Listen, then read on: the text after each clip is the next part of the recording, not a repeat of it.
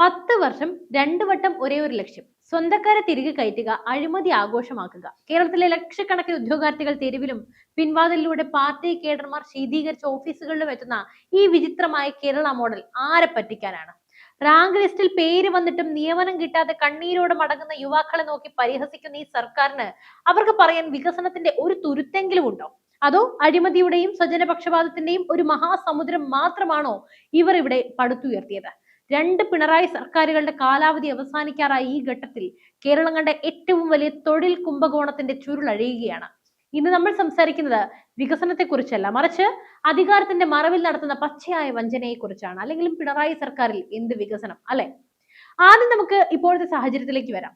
സർക്കാർ കാലാവധി തീരാൻ പോകുമ്പോൾ എന്തിനാണ് ഇത്ര തിരക്ക്? ഉത്തരം ലളിതമാണ്. വരാനിരിക്കുന്ന തിരഞ്ഞെടുപ്പിന് മുമ്പ് പരമാവധി പാർട്ടിക്കാരെ സർക്കാർ ശമ്പളത്തിൽ സുരക്ഷിതമാക്കുക. സിമാറ്റ് കേരള വിദ്യാഭ്യാസ മേഖലയിൽ വലിയ മാറ്റങ്ങൾ കൊണ്ടുവരേണ്ട ഈ സ്ഥാപനത്തിൽ ഇപ്പോൾ നടക്കുന്നത് എന്താണ്? 11 പേരുടെ ഒരു ലിസ്റ്റ് നിയമവിരുദ്ധമായി സ്ഥിരപ്പെടുത്താൻ വേണ്ടി മന്ത്രിസഭയുടെ മുന്നിൽ എത്തിയിരിക്കുകയാണ്. മാനദണ്ഡങ്ങൾ നോക്കിയോ? ഇല്ല. യോഗ്യത നോക്കിയോ? ഇല്ല. നോക്കിയത് ഒരേ ഒരു കാര്യം മാത്രം: ഇവർ പാർട്ടിക്കാരനാണോ? സീഡിറ്റ് IT മേഖലയിൽ വിപ്ലവം സൃഷ്ടിക്കേണ്ട സ്ഥാപനം. അവിടെ വർഷങ്ങളായി കരാർ അടിസ്ഥാനത്തിൽ ജോലി ചെയ്യുന്ന പാർട്ടിക്കാരെ സ്ഥിരപ്പെടുത്താൻ ഗൂഢനീക്കം നടത്തുന്നു. ഇതിനെതിരെ ഹൈക്കോടതിക്ക് വരെ ഇടപെടേണ്ടി വന്നു. 10 വർഷം പൂർത്തിയാക്കിയവരെ മാനുഷിക പരിഗണനയിൽ സ്ഥിരപ്പെടുത്താമെന്ന പഴയ കോടതി വിധിയിലെ ചില ഭാഗങ്ങൾ മാത്രം അടർത്തിയെടുത്ത് അർഹതയില്ലാത്തവരെ അകത്ത് കയറ്റുകയാണ്. സഹകരണ വകുപ്പിലെ കൊള്ള നോക്കാം. ഏറ്റവും ഒടുവിൽ വന്ന വാർത്താ നിക്ഷേപ ഗ്യാരണ്ടി ഫണ്ട് ബോർഡിൽ നിന്നാണ്. ഒരു മന്ത്രി നേരിട്ട് പങ്കെടുത്ത യോഗത്തിലാണ് പുതിയ 5 തസ്തികകൾ സൃഷ്ടിച്ചത്. അസിസ്റ്റന്റ് മാനേജർ മുതൽ വാച്ച്മാൻ വരെ. എന്തിനാണ് ഈ തിരക്ക്? അവിടെയും ഉണ്ട് പാർട്ടിക്കാരെ തിരികാൻ കസേരകൾ ഒരുക്കി വെച്ചിരിക്കുന്നു. മുതിർന്ന ഉദ്യോഗസ്ഥർ ഫയലിൽ വേണ്ട എന്ന് എഴുതിയിട്ടും മന്ത്രിയുടെ നിർബന്ധത്തിന് വഴങ്ങി ഫയലുകൾ നീങ്ങുകയാണ്. കേരള സഹകരണ വികസന ക്ഷേമനിധി ബോർഡിൽ 14 ദിവസ വേതനക്കാരെ സ്ഥിരപ്പെടുത്താനായി നീക്കം നടക്കുന്നു. അവിടെ PSC റാങ്ക് ലിസ്റ്റ് നിലവിലുണ്ട് എന്നത് ഓർക്കണം. ലക്ഷക്കണക്കിന് രൂപ കൊടുത്ത് കോച്ചിങ്ങിന് പോയി രാപ്പകൽ കഷ്ടപ്പെട്ട് പരീക്ഷ എഴുതി റാങ്ക് ലിസ്റ്റിൽ വന്ന ഉദ്യോഗാർത്ഥികളെ നോക്കുകുത്തിയാക്കിയാണ് ഈ പകൽക്കൊള്ള ഇവിടെ നടക്കുന്നത്. നമുക്കൊന്ന് തിരിഞ്ഞു നോക്കാം. 2016 എല്ലാം ശരിയാക്കുമെന്ന് പറഞ്ഞ് അധികാരത്തിൽ വന്ന സർക്കാരാണ് ഇത്. 10 വർഷം കഴിയുമ്പോൾ എന്താണ് ശരിയായത്? അഴിമതിയുടെ അളവ് ശരിയായി, വിദേശ യാത്രകൾ ശരിയായി, സ്വന്തക്കാർക്ക് ജോലി കൊടുക്കുന്ന രീതി ശരിയായി, പോക്കറ്റ് വീർപ്പിക്കുന്ന കാര്യം ശരിയായി, കുടുംബം നന്നാക്കുന്ന കാര്യം ശരിയായി. ഒന്നാം പിണറായി സർക്കാർ 2016 തൊട്ട് 21 വരെ. ആദ്യ ടൈമിൽ നമ്മൾ കണ്ടത് സ്വപ്ന സുരേഷിന്റെയും സ്വർണ്ണക്കടത്തിന്റെയും കഥകളാണ്. മുഖ്യമന്ത്രിയുടെ പ്രിൻസിപ്പൽ സെക്രട്ടറി ജയിലിൽ കിടന്നു. ലൈഫ് മിഷൻ എന്ന പാവപ്പെട്ടവർക്കുള്ള ഭവന പദ്ധതിയിൽ വരെ കോടികളുടെ കോഴ നടന്നുവെന്ന് കേന്ദ്ര ഏജൻസികൾ കണ്ടെത്തി. പ്രളയ ഫണ്ട് തട്ടിപ്പ് നടന്നത് നമ്മൾ കണ്ടു. കേരളം കണ്ട ഏറ്റവും വലിയ പ്രകൃതി ദുരന്തത്തിന്റെ ഫണ്ടിൽ പോലും കൈയിട്ട് വാരാൻ മടിക്കാത്തവർ ഇനി രണ്ടാം പിണറായി സർക്കാർ. 2021 മുതൽ ഇതുവരെ. രണ്ടാം തവണ അധികാരത്തിൽ വന്നപ്പോൾ അഹങ്കാരം ഇരട്ടിയായി. കേരയിൽ എന്ന പേരിൽ ജനങ്ങളുടെ പറമ്പിൽ മഞ്ഞക്കുറ്റി അടിച്ച് അവരെ ആത്മഹത്യയുടെ വക്കിലെത്തിച്ചു. ജനങ്ങൾ എതിർത്തപ്പോൾ പിന്നോട്ട് പോയി. പിന്നെ ഫണ്ടില്ലല്ലോ. പിന്നെ നമ്മൾ കണ്ടത് നവകേരള സദസ് എന്ന പേരിൽ കോടികൾ പൊടിച്ചു നടത്തിയ വിനോദയാത്രയാണ്. സാധാരണക്കാരന് പെൻഷൻ കൊടുക്കാൻ കാശില്ല, പക്ഷെ മന്ത്രിമാർക്ക് സഞ്ചരിക്കാൻ, കോടികളുടെ ബസ് വാങ്ങാൻ, ആ ബസ് വെറുതെ ഉപേക്ഷിക്കാൻ കാശുണ്ട്. നമ്മുടെ രാജ്യം, നമ്മുടെ ഇന്ത്യ ഇന്ന് ലോകത്തിന്റെ നെറുകയിലാണ്. ഡിജിറ്റൽ ഇന്ത്യ സ്റ്റാർട്ടപ്പ് ഇന്ത്യ പദ്ധതികളിലൂടെ ലക്ഷക്കണക്കിന് യുവാക്കൾക്ക് തൊഴിലവസരങ്ങൾ സൃഷ്ടിക്കപ്പെടുന്നു. ഉത്തർപ്രദേശും തമിഴ്നാടും കർണാടകയും വ്യവസായങ്ങളെ ആകർഷിക്കാൻ മത്സരിക്കുമ്പോൾ കേരളം എവിടെ നിൽക്കുന്നു? ഇന്ത്യയിലെ മറ്റ് സംസ്ഥാനങ്ങളിൽ നിക്ഷേപകർ ക്യൂ നിൽക്കുമ്പോൾ കേരളത്തിൽ സംരംഭം തുടങ്ങാൻ വരുന്ന പ്രവാസികളൊക്കെ ആത്മഹത്യ ചെയ്യുന്നു, പിന്നെ ഇവിടെ നിന്ന് ഓടിപ്പോകുന്നു. എന്തുകൊണ്ട്? കാരണം ഇവിടുത്തെ ചുവപ്പ് നാടിയും പാർട്ടി ഗുണ്ടായുസവും തീർന്നില്ല. ശബരിമല സ്വർണ്ണക്കൊള്ളയും ഈ ഒരു പിണറായി സർക്കാരിന്റെ ഫസ്റ്റ് ക്ലാസ് സർട്ടിഫിക്കറ്റ് ആണ്. ദേശീയ തലത്തിൽ ഇന്ത്യ ലോകത്തെ വലിയ സാമ്പത്തിക ശക്തിയായി മാറുമ്പോൾ കേരളം കടക്കണിയിൽ മുങ്ങിയിരിക്കുകയാണ്.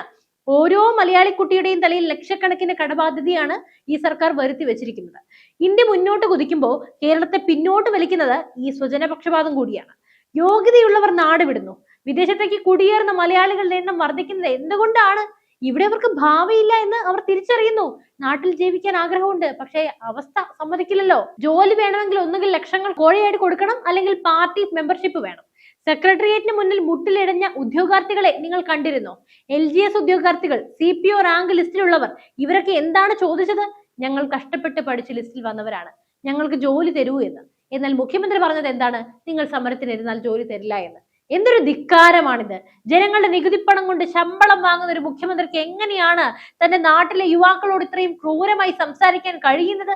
റാങ്ക് ലിസ്റ്റുകൾ കാലാവധി തീർന്ന് റദ്ദാകുന്നു. എന്നാൽ പിൻവാതിലിലൂടെ പാർട്ടി കേഡർമാർ ജോലിയിൽ പ്രവേശിക്കുന്നു.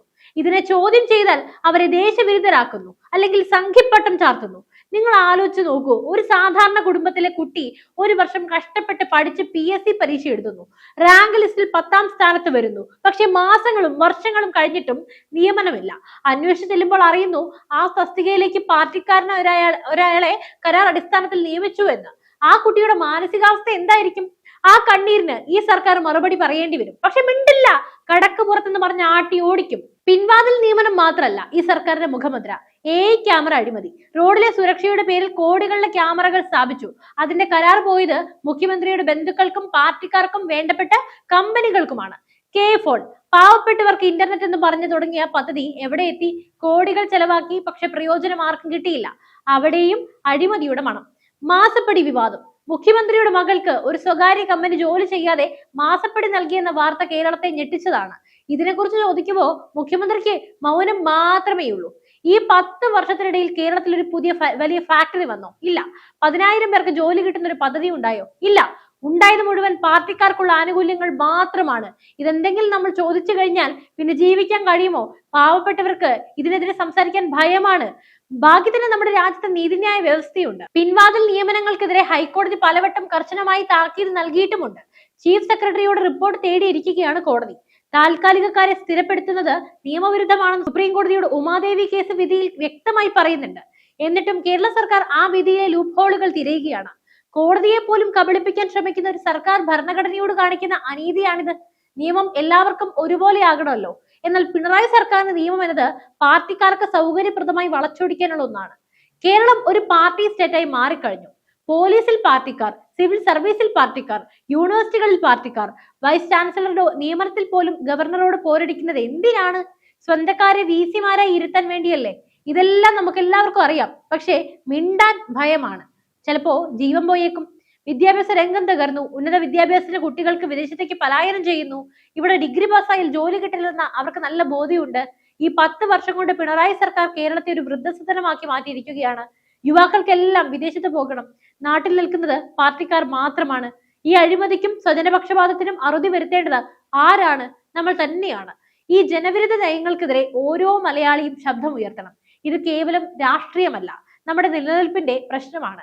കേരളം ഇന്ന് തീർച്ചയായും ഒരു വൃദ്ധസദനമാണെന്ന് പറയുന്നതിൽ യാതൊരു മടിയും കാണിക്കേണ്ട, സത്യമാണ്. എത്ര പറഞ്ഞാലും തീരാത്തത്രയും വലിയ അഴിമതി കഥകളാണ് കഴിഞ്ഞ 10 വർഷത്തെ പിണറായി ഭരണത്തിന് പറയാനുള്ളത്. ഭരണ തുടർച്ച എന്നത് അഴിമതി തുടരാനുള്ള ലൈസൻസായി ഇവർ മാറ്റിയിരിക്കുന്നു. ഇപ്പോൾ നടക്കുന്ന ഈ അവസാന നിമിഷ പിൻവാതിൽ നിയമനങ്ങൾ നമ്മൾ തടഞ്ഞേ മതിയാകൂ. നമ്മുടെ സഹോദരങ്ങളുടെ, മക്കളുടെ ഭാവി ഈ പാർട്ടിക്കാർക്ക് തീരെഴുതി കൊടുക്കാൻ നമുക്ക് കഴിയില്ല. ഇന്ത്യ വികസിക്കുമ്പോൾ കേരളം ഈ രീതിയിൽ നശിക്കാൻ പാടില്ല. എന്നാലും ഈ വീഡിയോ പരമാവധി ഷെയർ ചെയ്യൂ. ഓരോ ഉദ്യോഗാർത്ഥിയിലേക്കും ഇതെത്തട്ടെ.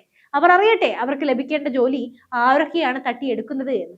എന്തായാലും മറ്റൊരു വിഷയമായി വീണ്ടും എത്തും വരെ നന്ദി.